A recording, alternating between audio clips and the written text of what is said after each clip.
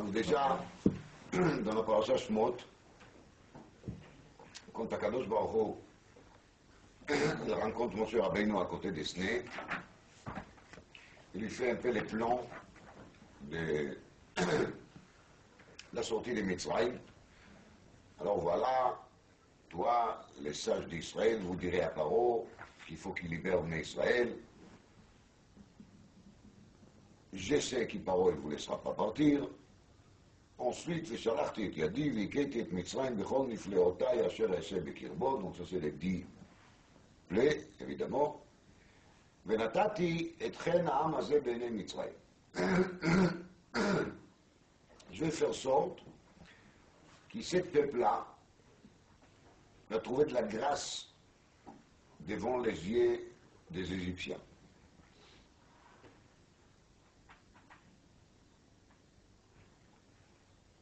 והיה כי תלכו לא תלכו ריקם. Et quand vous partirez pas à vide. אלא איך? ושאלה אישה משכנתה ומגרת ביתה, כלי כסף וכלי זהב ושמלות. Donc chaque femme va demander des autres. Les autres, ce sont bien sûr les femmes égyptiens, les kesef, les zav, les smalot.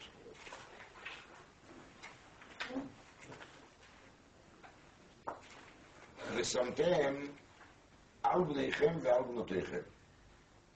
הקדוש ברוך הוא, il donne même des conseils de mode. Et des conseils comment le porter. Pirouche, si vous me direz et comment on va le porter, réponse, ושמתם על בניכם על בנותיכם.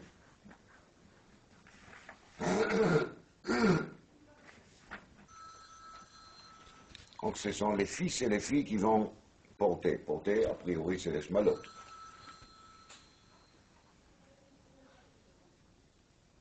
Dans le Baal HaTurim, il y a marqué comme ça. Ici, dans la parasha Shmot, dit le Baal HaTurim.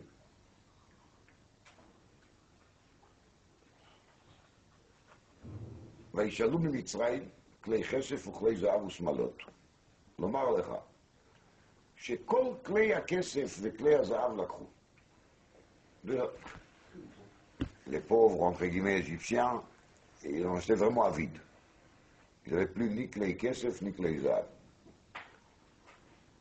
אבל שמלות לא לקחו, אלא כל אחד שתי שמלות. Chacun il a pris 2, pas plus que ça. אחד, לצרור בו הבצק. Un vêtement qu'ils ont pris des Égyptiens, c'était pour mettre là-dedans le batsek. Vous vous rappelez, Misharotam, Srurot, le Simlotam. Pour la pâte, pour les matzot. Ve'echad le malbouche. La deuxième, c'était malbouche. Ou pour le porter. והיא הספיקה להם כל ימי היותם במדבר. דכתיב, שמלתך לא בלת מעליך. Donc, la une, c'était pour mettre là-dedans Misharotam, Srurot, le Simlotam. Et la deuxième, c'est pour les porter durant 40 ans de désert. Voilà les smalot. Donc on voit déjà des Baal HaTurim, qui cette histoire des smalot d'ici, c'est quelque chose d'important. C'est pas pour rien qu'Akadosh Baruch Hu a parlé des smalot. Une c'était Simla, של משארותם צרורות בסמלותם, שיערי מצווה. Oui. Et la deuxième, c'était la simla qui va les accompagner pendant 40 ans de désert. Simla tralobalta malecha. Une simla miraculeuse, un vêtement miraculeux. Ils vont le porter pendant 40 ans. Donc, c'est quelqu'un qui porte 40 ans le même vêtement. 40 ans. Alors bien sûr qu'il faut comprendre quel était le Inyan qui d'Afka les smalot prises de l'Égypte, qui seront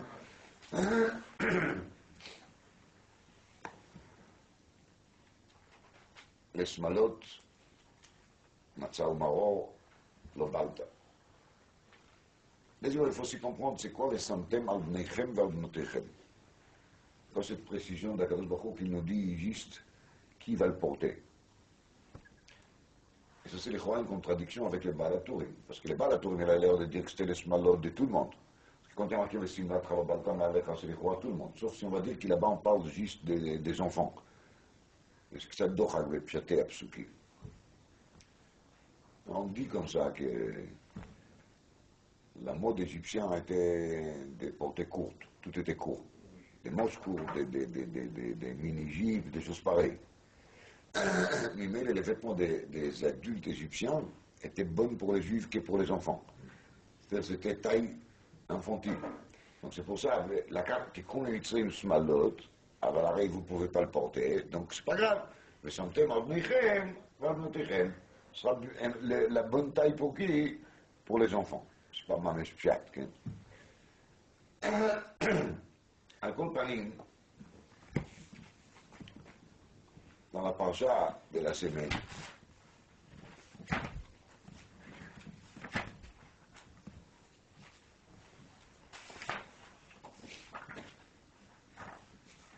il y a aussi une répétition de cet événement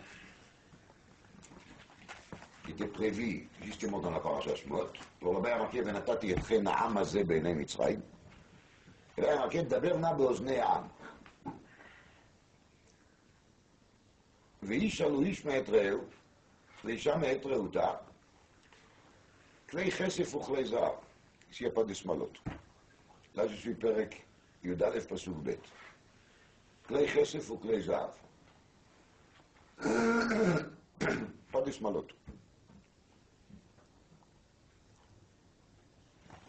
Là-bas, on parle de Isha. שאלה אישה משכנתה ומגרת ביתה. Et si on parle de Ish Me'et Re'eu Isha Me'et Reuta. Là, dans un coup, il y a aussi des hommes dans l'affaire. Donc là, il y a un rajout, un manque. Les rajouts, c'est quoi? C'est Ish. Et les manques, c'est quoi?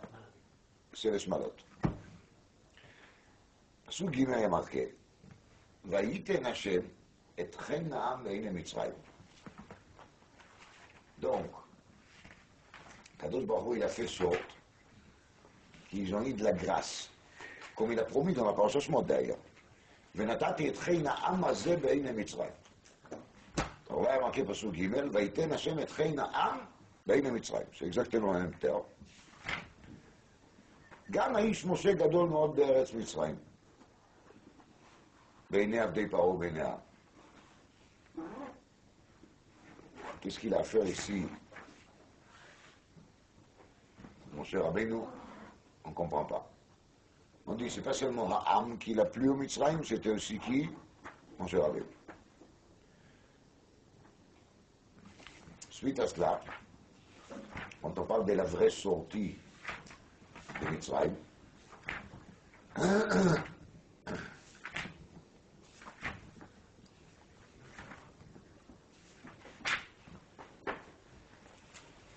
il y a marqué, ותחזק מצרים על העם למהר לשולחה מן הארץ. Donc les Mitzrayim, ils ont forcé le peuple de disparaître, de partir.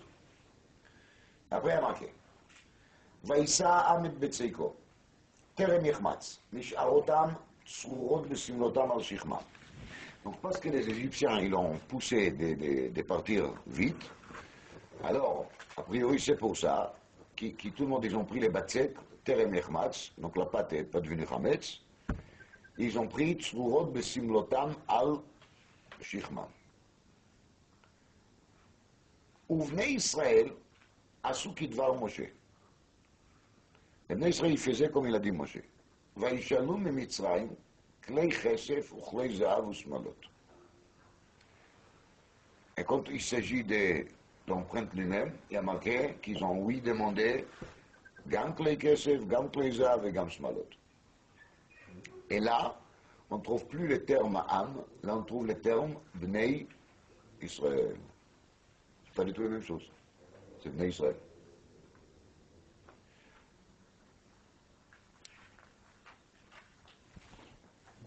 Ensuite, il y a marqué dans Pasuk Lamedvav, V'Hashem Natan et Chein Ha'am Be'ene Mitzrayim. Vayash Ilum. Vayenatzlu et Mitzrayim. Donc les choses, il s'est passé comme Akadosh Baruch Hu, il a prévu, Vayenatzlu et Mitzrayim. Ils ont vidé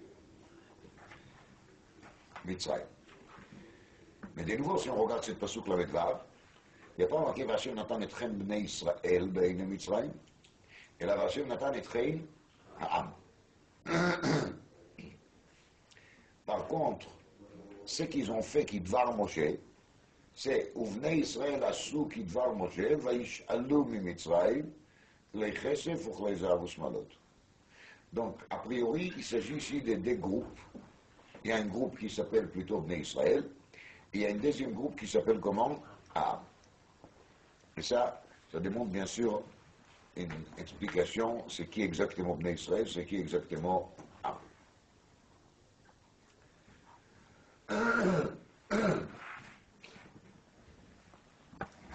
Alors pour expliquer tous ces détails, il faut beaucoup plus de temps qu'on a aujourd'hui. Alors on va essayer d'expliquer au moins une partie. Et le reste, vous aurez quoi travailler des Hashem Shabbat.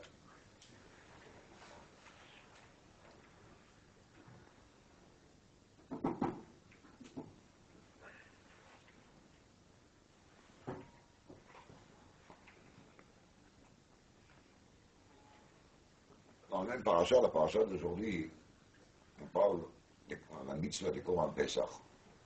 Parce qu'il dit Mishchu ukchu lachem tzon lemishpechoteichem veshachatu ha-Pesach.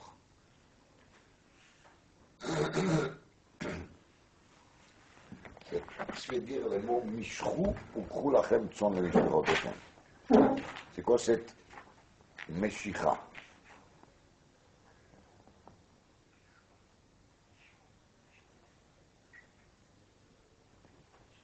Alors Rashi dit là-dessus, מי שיש לו צאן ימשוך משלו, וקחו, מי שאין לו צאן ייקח מן השוק. Donc celui qui possède des tsans qu'il a déjà chez lui, tant mieux. Sinon il faut aller acheter sur le marché. Parce qu'on peut se tromper, on peut penser que la mitzvah elle est d'Afka si on en a à la maison. Peut-être c'est une mitzvah comme tzitzit. Si on a beged chez l'arba kanfot, on doit mettre des tzitzit là-dessus. Si on n'a pas, on n'a pas. C'est pour ça que le pasuk qu'il a dit, Mishru ukru. C'est comme ça qu'il explique Rashi. Dans le temps combien on est marqué, Ukra Moshe lechol savei Israël ואמר להון, נגודו ידיכם מתאוות מצרים. Éloignez-vous des taout des Égyptiens. Taout des Égyptiens, c'est leur avodah zara. Usvu lechon min bnei ana leichuseichon.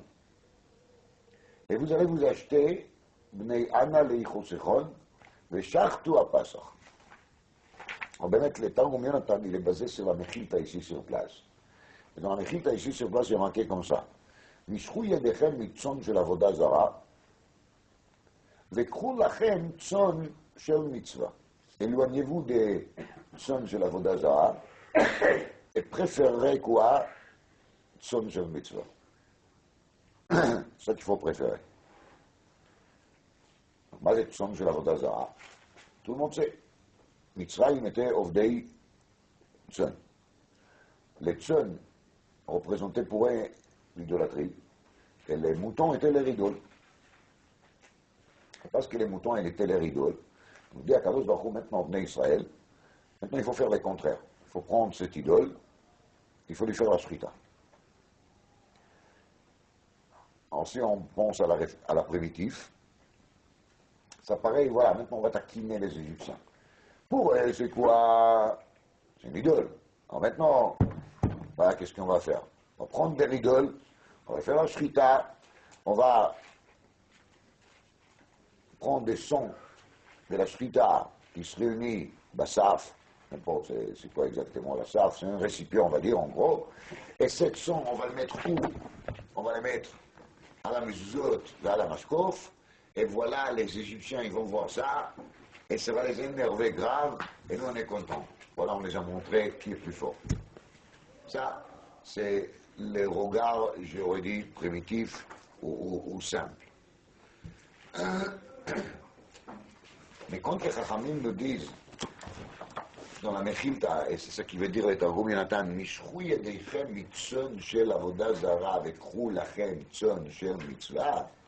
Pérouche, il est, qu'on est en train de dire ici, qu'on doit se mettre en face, pas en face, en parallèle, en opposé avec quelque chose qui s'appelle Tzon Shel Avodah Zara, et de se créer Tzon Chadash. La Tzon Azizema, c'est Tzon Shel Mitzvah. יש צאן של עבודה זרה ויש צאן של מצווה.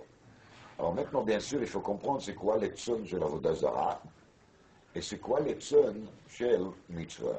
Et c'est ça qui est intéressant dans cette mitzvah de Shchitat Korban Pesach.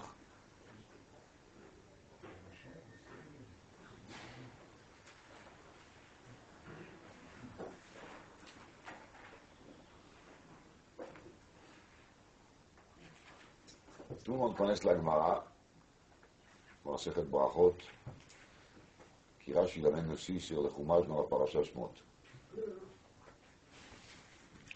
דבר נא באוזני העם, שישאלו ממצרים כלי כסף וכלי זהב ושמלות. מוקד dans la Gemara, מה זה דבר נא? שלא יאמר אותו צדיק, כי דירפה עשה צדיק, כי אברהם אבינו, ועבדו וינו אותם 400 שנה כי הם בהם. L'esclavage de Mitzrayim, c'était fait בהידור מצווה, bien comme il faut. une vraie esclavage, une vraie de vrai. חומר, לבינים, עבודה בשדה, הבן הילוד היורת השליחו. ואחרי כן יצאו ברכוש גדול, לא קיים בהם.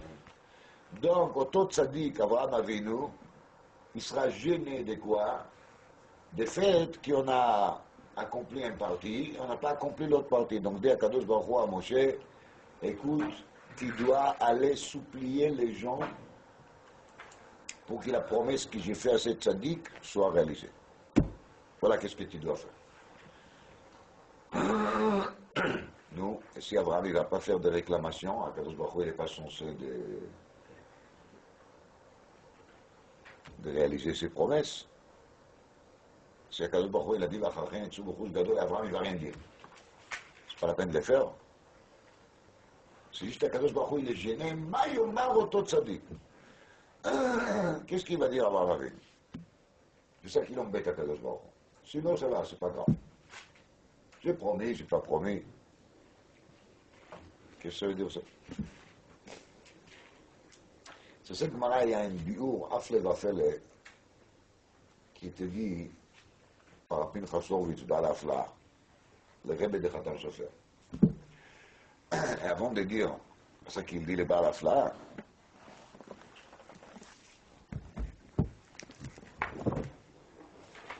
on va regarder juste une Gemara dans Baravetzi à Daftet. Cette Gemara en vérité se répète en plusieurs versions, en plusieurs reprises dans les chasses par rapport aux plusieurs sujets. On va prendre celui d'ici. Michel Iket est à Péa. Il a marqué dans la Mishnah Masechet Péa. Ve'amar harizu liploni ani. Donc quelle mitzvah? Péa, on laisse un coin dans les champs qui est censé servir aux pauvres. Et il s'est fait qu'il y a quelqu'un qui rentre dans ce champ, il voit la PA, il ramasse, il n'a pas besoin pour lui. Donc il dit, je ramasse pour un pauvre que je connais. La question est, est-ce que ça marche de faire une chose pareille, de ramasser pas pour moi, et là pour quelqu'un d'autre? Oui, machloket. Rabbi Eliezer Omer, Zachalo. Rabbi Eliezer dit, ça marche. וחכמים אומרים, יתננה לעני הנמצא ראשון. חכמים disent non, il n'a pas acquis, il faut qu'il la donne à qui? Au premier pauvre qui vient en champ pour ramasser la PA, il faut lui céder et il faut qu'il pourra le prendre. Amar Oula, Amar Rabbi Yeshua ben Levi. Il a dit Oula, avant de Rabbi Yeshua ben Levi, machloket Me'ashir Le'ani. Les ramasseurs sur lesquels on parle ici, Micheliket et Tapéa, celui qui l'a ramassé, il est riche. Donc il n'a même pas le droit, en vérité, de prendre la PA pour lui-même du tout. Mais c'est un riche gentil. Donc il a un ami pauvre, alors il va ramasser pour lui. Dit Rabbi Eliezer. Rabbi Eliezer Savar, Migo Bibai Mafkar Michsei, Ve'aveani Vechazile. S'il aurait voulu prendre la PA pour qui? Pour lui-même. Il a un potentiel de le faire. Vous savez qu'est-ce qu'il est capable de faire? Il est capable de faire quoi? De rendre Efker tous ses biens. Donc c'est le riche, hein? Il possède quelques immeubles, il a une usine, il a quelques comptes bancaires en Suisse. Il va rendre tout ça Efker, il va renoncer. Et grâce à ça, il pourra ramasser quelques kilos de blé dans les champs. Parce qu'à partir du moment qu'il va renoncer tous ses biens, il devient pauvre. Et s'il devient pauvre, il a le droit de faire cette acquisition. Donc, maintenant, Baruch Hashem, il est appauvri. Et s'il est maintenant appauvri, il n'est pas appauvri encore, mais il peut devenir. Hein. S'il veut, il peut devenir. Mais comme il a un potentiel de s'appauvrir, ce potentiel fait sorte que quand il ramasse de la PA, peut-être en théorie, il pouvait être pauvre, alors ça suffit déjà pour dire qu'il fait partie de la famille des pauvres. C'est un pauvre potentiel.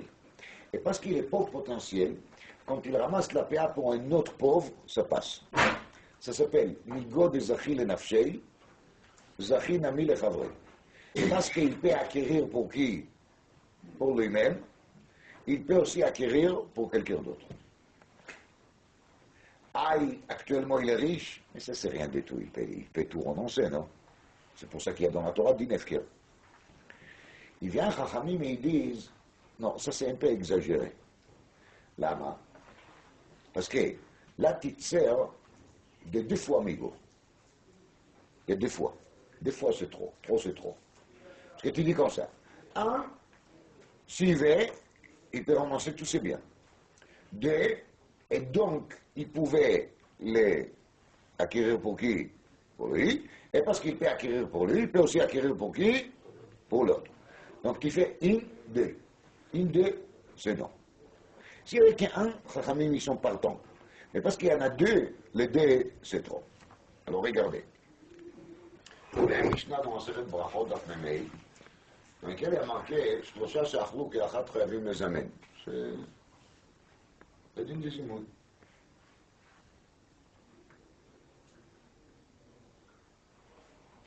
Achal Dmaï, mezamnim alav. Dmaï, comme tout le monde sait, c'est de la récolte sur laquelle on a un doute, est-ce que oui ou non était prélevé. Donc quand la récolte se trouve sous la main d'un Amaretz, alors cette récolte-là, il est soupçonné de ne pas être prélevé. D'accord? C'est pour ça qu'on n'a pas le droit de le manger. Et il y a un traité dans la Mishnah qui s'appelle Masechet Dmaï, qui explique tous les dinim détaillés de cette Dmaï. Et le mot Dmaï veut dire Damaï, ça c'est quoi? Donc, Be'etzem, quand quelqu'un il mange Dmaï, il mange quelque chose qu'on n'a pas le droit de manger. Comme elle dit la Mishnah, Achal Dmaï, on peut associer au zimoun une personne qui a mangé de la nourriture interdite qui s'appelle comment? Qui s'appelle Dmaï. Mais par contre, si quelqu'un a mangé le machal de la trouma et il n'est pas Kohen, on n'aura pas le droit de faire zimoun avec lui. Lama, parce que son achila, elle est achila tissou. Il a mangé quelque chose qui est interdit. C'est bon? Alors maintenant, eh bien, l'Agma, il demande justement Dmaï, mais pourtant il a mangé quelque chose qui est interdit. Donc, comment ça se fait qu'il t'accepte qu'on va faire zimoun sur lui?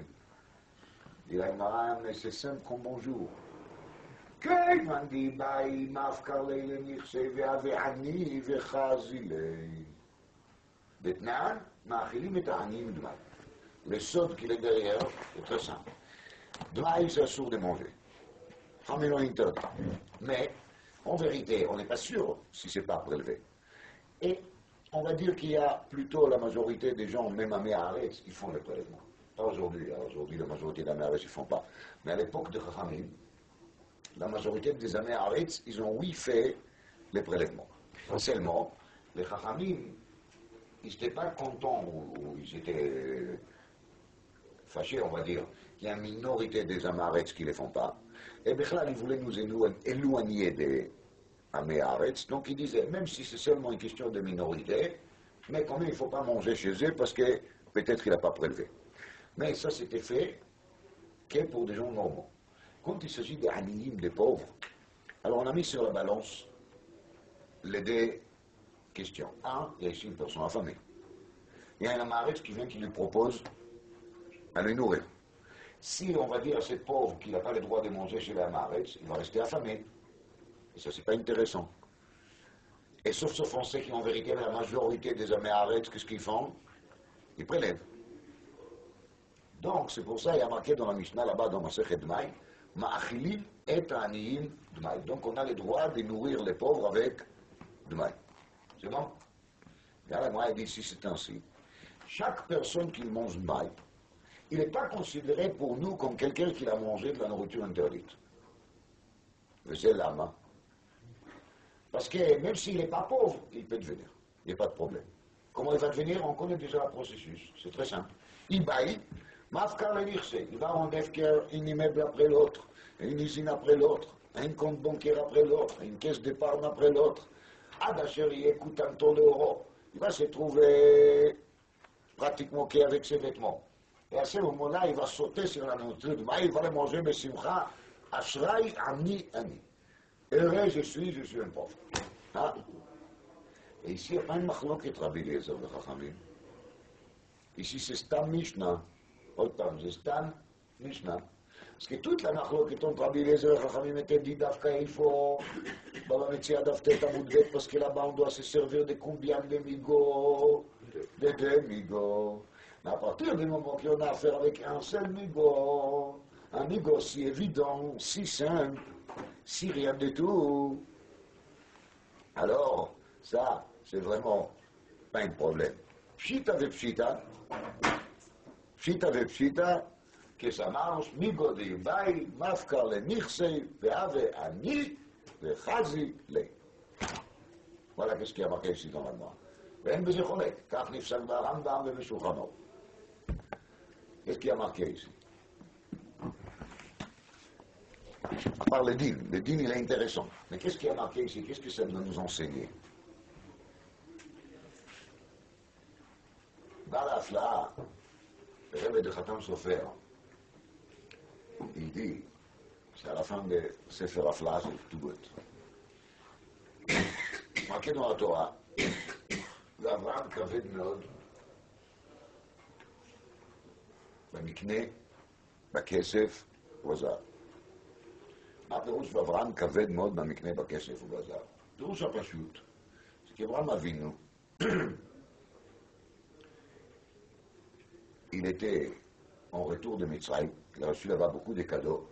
Maintenant il s'est trouvé qu'il avait beaucoup de choses à gérer. L'or, l'argent, les moutons. Donc, il faut commencer à faire des investissements. Il faut se voir ce qui est plus intéressant de garder les dollars quand même, malgré tout, passer à l'euro, garder l'argent, peut-être lingot d'or, les moutons, oui ou non. Ça préoccupe. C'est qu'avec notre. Dit Bala Afla, on va tester beaucoup plus simple que ça. Henri s'est trouvé dans un seul coup riche. C'était lourd pour lui. Il était très bien avant, quand il était un semi-clochard, quand il avait pratiquement rien du tout. Il s'est senti détaché du monde matériel. Et dès qu'il y a la richesse qui a tombé sur lui, il a senti plié. C'était lourd, hein, quand quelqu'un il porte sur lui en charge lourde, qu'est-ce qui lui arrive? Il commence à se plier, parce qu'il n'arrive pas à tenir debout, il n'arrive pas à rester tout droit. C'est ça qui s'est passé avec Abraham. Abraham כבד מאוד במקנה בכסף ובזהב. ודאי שמקנה כסף וזהב זה ברכת השם. C'est de la bracha. Mais Abraham, quelque part, il a pris ça comme quoi? Comme un joug, comme une charge. C'était pour lui lourd. Dit Balafla, Abraham n'était pas naïf. Il a très bien compris qu'il y a quand même quelques personnes, ça existe, hein, qui pourraient proposer ces charges lourdes. Ils vont être très très contents. Hein. Et puis tu vas l'ajouter, plus il va devenir léger, le contraire. Et le contraire, quand il manque cette charge, c'est là qu'ils se sont pliés. C'est là qu'ils se sentent lourds. Donc, il est très bien sûr que ça existe, des gens pareils. Ils sont rares, mais ils existent. Abraham Avinu, il a souhaité, très fort, que ses descendants, ils vont hériter de lui cet sentiment qui de posséder de l'argent, de l'or, de la richesse. Ça peut arriver. Et même si on est tous riches, parce qu'il faut l'Israël Nemelachim, mais il ne faut absolument pas sentir qu'on donne de l'importance à ça et qu'on se contente de ça. C'est pas ça la vie. C'est pas ça la joie. C'est pas ça l'essentiel. Et on ne vit pas pour ça. Au contraire, l'argent, ça peut aider énormément. Grâce à l'argent, on peut faire beaucoup de bonnes choses. Mais uniquement si on prend l'argent comme quoi? Comme un moyen. À partir du moment que l'argent devient un idéal, à partir du moment que l'argent il a une valeur pour soi, c'est quelque chose qu'on aime, alors c'est grave. Abraham Avinu, il a fait des tfilotes, il a souhaité, à partir du moment qu'Akadosh Baruch Hu, il a dit, Abraham Avinu, ואחריכם יצאו ברכוש גדול, il a dit Abraham, catastrophe. Pour ça, expliquer à la flamme. Comment tu peux me dire une chose pareille? Tu penses que tu vas me consoler avec ça? Sur ל-400 שנה ועבדום ועינו אותם, Abraham il n'a pas réagi. Ça marche, comme on a vu hier dans le Ramanipano, à Isourim même Bemida, Bemishkal ou Bemesura. Chaque souffrance, n'importe laquelle, c'est mesuré, pesé à la millimètre, à la millilitre. Il sait très bien combien il faut donner à chacun. À cause de quoi? Pourquoi? Mais quand il me dit, ils vont avoir beaucoup de richesses, et Abraham, ça va se terminer très mal. Ils vont aimer la richesse. Ils deviendront attachés avec l'argent. Et ça, Abraham n'a pas pu s'y porter.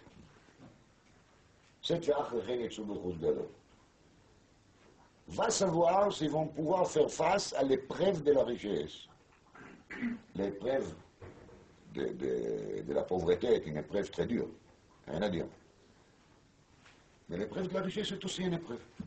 On peut tomber là-dessus. C'est très mauvais d'être pauvre. Il faut faire tout pour ne pas être pauvre. Mais ça n'empêche pas qu'il dépasse à l'autre extrême, c'est quelque chose qui est aussi dangereux. Et ainsi, il a dit Shlomo Amelech, riche va osher al titenu. Shlomo Amelech, qui était quand même riche, c'est l'air, il a dit, riche va osher al titenu. En vérité, les milliers, c'est de ne pas avoir de la chiroute. Comme c'est bien de ne pas avoir de la pauvreté, de ne pas tomber dans la pauvreté. C'est ça qu'il a dit Shlomo Amelech, une personne expérimentée, qui savait très bien qu'est-ce que c'est la chiroute, la richesse. Explique le Baal Hafla'a. Kadosh Baruch Hu, il a dit à Moshe Rabbeinu, Daber na באוזני העם וישאלו. Va supplier Bnei Israël d'aller demander aux Égyptiens כלי כסף, כלי זהב, שמלות. הנשמע כדבר הזה, si moi je vous dis que maintenant on a la possibilité de sortir et d'avoir tous les goïms des quartiers ou tous les goïms de Paris et de leur demander que les caisses et que les zahav. Dans 30 secondes, il n'y aura personne ici. C'est la vérité. Ne vous vexez pas. Moi, le premier, je laisse tout et je m'en vais. Moi, ben. Ici, il se passe quelque chose de très bizarre. Daber na l'oznea.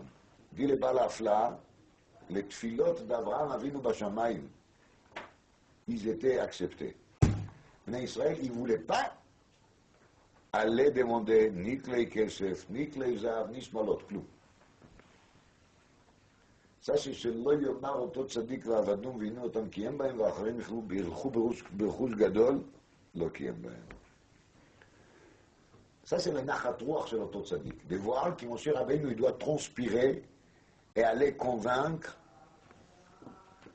Bnei Israël de leur demander soyez gentils, Akadosh Baruch Hu, il m'a dit, j'ai pas le choix, allez-y, demandez quand même quelque chose.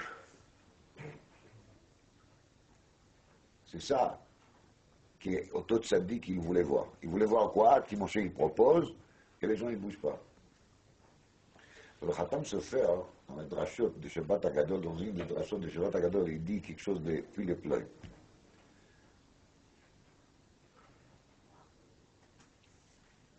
On répète ici tout le temps Am, vous avez remarqué. Am, c'est toujours les gens simples, comme Am Haaretz. Am, c'est toujours pas clair. Gichalim Ammumot.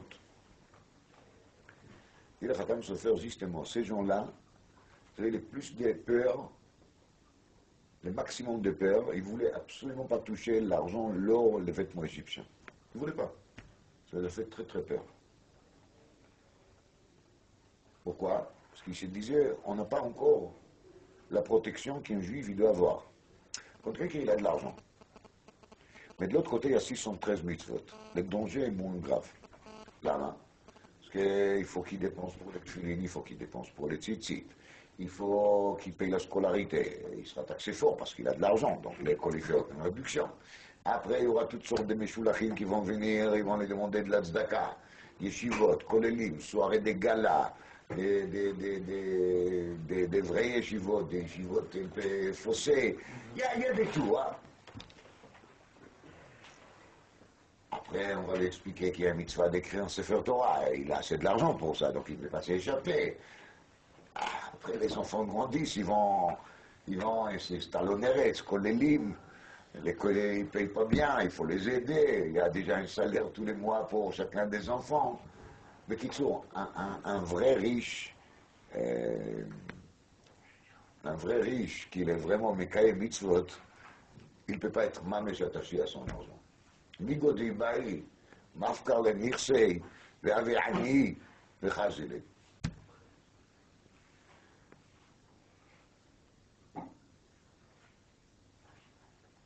Mais le Khatam Sofer, il dit encore plus simple. Quand un Id, il se lève le matin, il met tzitzit, tfilin, il démarre sa journée en s'attachant avec HaKadosh Baruch Hu. Et surtout, eux qui ont porté les tfilin toute la journée. Alors, ça lui sert comme une sorte d'armure de protection contre cet esclavage, je vais appeler ça de l'argent. Il y a un contrepoids. Explique le Khatam Sofer, c'est très douillac dans les psukim, vous allez regarder après, vous verrez.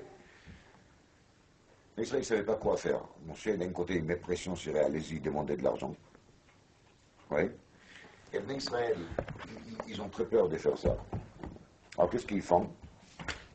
Ils ne savent pas quoi faire. Alors ils ont trouvé une idée très intéressante. L'idée était quoi? ויישא עמד בציקו טרם נחמץ, משערותם צרורות בסמלותם על שכמם. Le peuple, il a commencé par faire une seule chose, demander aux Égyptiens smalot, d'accord. Dans ces smalot, ils ont mis quoi? בציקם. משערותם צרורות בסמלותם. אומר רש"י וזה כתוב במחילתא, מה זה משערותם צרורות בסמלותם? שיערי מצה au Maroc. Dit le Khatam Sofer, c'était leur tfilin. Quand ils n'avaient pas d'autres mitzvot, il y avait mitzvot matzah, mitzvot maro, il restait des bouts de matzah, bouts de maro, ils ont pris des smalotes et ils ont mis là-dedans sheré matzah au maro. Et à partir de ce moment-là, ils avaient déjà une protection de quoi? Des mitzvahs. Il y avait une attache physique avec une mitzvah. Comme il n'y avait pas d'étfilin, c'est ça qui a remplacé. D'ailleurs, on voit bien qu'à la fin de la parasha, tout de suite, on trouve quelle mitzvah? Mitzvah tfilin. Parce que chacun, il a sorti des mitzvahs, massa, tishim, chamorim, louvim, klei kesef ou klei zahab, il faut tout de suite avoir un contrepoids. Alors il y a marqué ensuite kach. ותחזק מצרים על העם לשלחה, וישם את ביצי כותרם יחמץ משארותם צרורות בסמלותם. Et משארותם זה שערי מצה ומרור. Et ça c'est les smalotes de Baal HaTurim. Les smalotes de Baal HaTurim dans lesquels on a mis משארותם. D'accord? Mais il y avait ceux qui n'étaient pas âmes. C'était des gens plus élevés. Le Talmidei Chachamim. ובני ישראל עשו כדבר משה. Ils ont bien osé à faire ça que Moshe Rabbeinu les a demandé. Il s'est mis dans le risque de devenir riche. וישאלו ממצרים הכל, כלי כסף, כלי זהב, שמלות. Les peuples, les gens simples, ils ont eu peur. Même après avoir les smalot et misharotam, tsurot de simotam, ils ont bégayé. Leurs pieds, il ne les a pas amenés vers la porte des voisins égyptiens. והשם נתן את חן העם בעיני מצרים וישאילום. וינצלו את מצרים. מוריי ורבותיי, כתוב פה יסוד נפלא. C'est qui? C'est lui qui a peur de la richesse.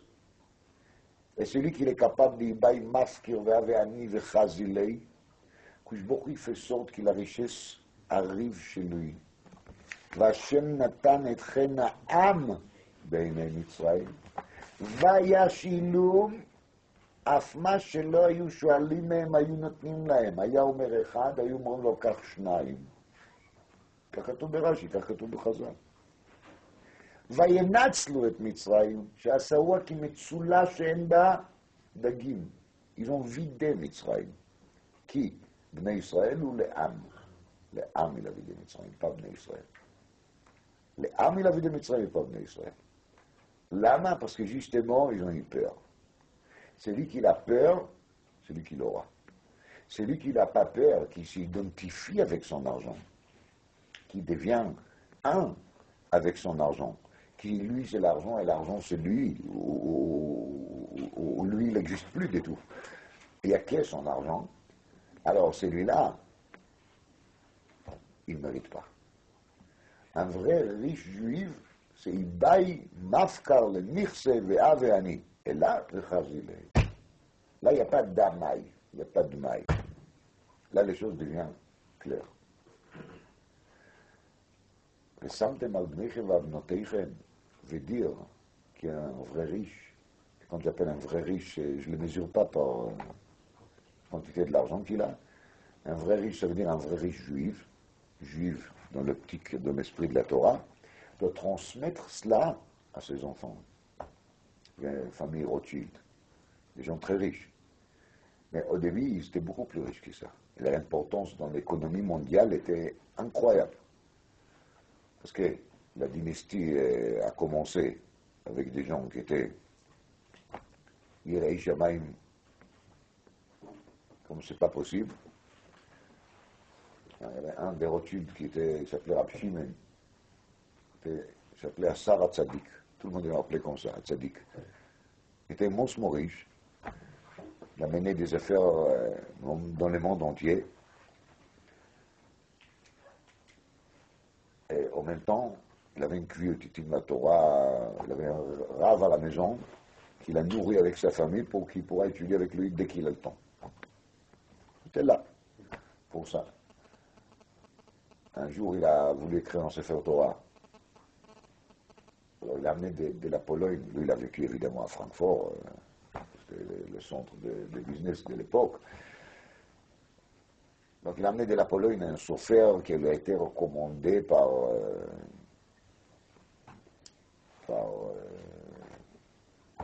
Rabbanim Chashuvim. Et le chauffeur, il était installé chez lui à la maison, nourri, logé, et bien sûr, il va lui payer pour son travail. Il s'est fait que le chauffeur était là quelques mois, et Pesach il s'est approché. Donc, tant qu'il était nourri, logé, il n'avait pas besoin de l'argent.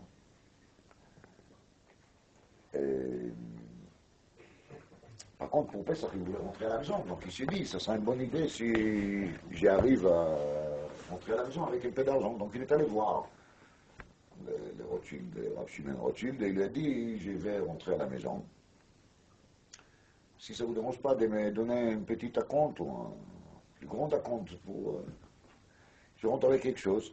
Il a dit, Rothschild, il n'y a pas de problème, alors faites pas les comptes, combien de temps il a exactement. Alors l'autre, il a sorti son carnet, il a dit, voilà, moi j'ai arrivé après Sukkot, c'était début octobre, donc il y a octobre, novembre, décembre, janvier, février, mars. Maintenant on est avril, et on fait ça. Alors Shimon Rothschild, il lui a sorti tout de suite une enveloppe, il lui a payé pour les 6 mois, il lui a dit, c'est pas la peine qu'il t'y retourne après Pessah. Le pauvre chauffeur, il n'a rien compris.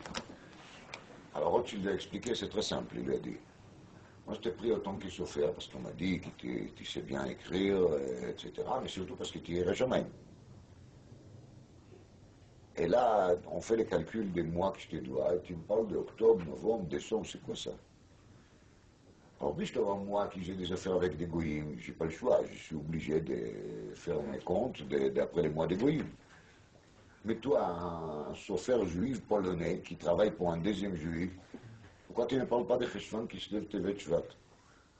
Et pourtant, il y a marqué dans la Torah, dans la paracha de la semaine, Achodesh Hazel Lachem Rosh Chodashim. Je sais, on vit dans un pays dans lequel, maintenant, la seule chose qui nous intéresse, c'est les soldes après les fêtes. On parle encore des fêtes. On ne se gêne pas de dire fête. Quelle fête, quoi, fête? Alors, de parler avec des gens et leur dire qu'il faut qu'ils se rappellent qu'aujourd'hui, c'est pas le mois de janvier, le mois de Shvat. À la rigueur, ça, on se rappelle peut-être parce que Rosh Chodesh, il était il n'y a pas très longtemps. Hein. Peut-être d'ici une semaine, je demande aux gens à quel mois on est, et personne ne va répondre Shvat. Tout le monde va dire janvier. Ça ne nous gêne même pas. On est tellement habitués, on est tellement dans la sauce qu'on ne sent plus rien monter. On ne sent pas qu'il y a quelque chose qui est anormal dans le système. Vous comprenez? Et quand quelqu'un il est comme ça, quand il vit comme ça, alors évidemment que la richesse qu'il a, c'est une richesse divine. Ça, c'est Rabbi Mechabed Ashir. C'est là-dessus qu'il est Rabbi Mechabed Ashir.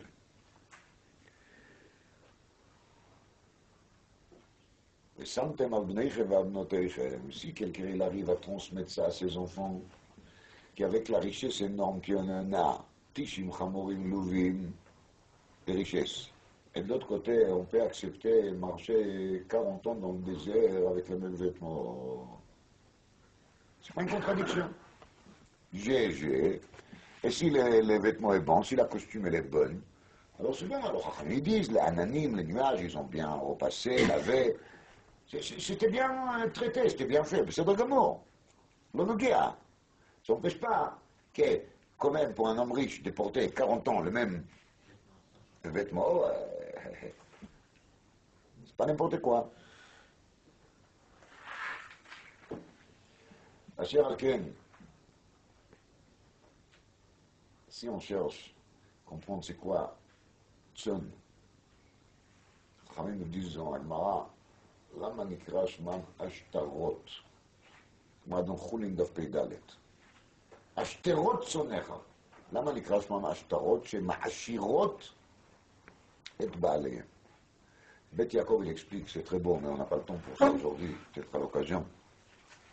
Dire ça chez le Neder.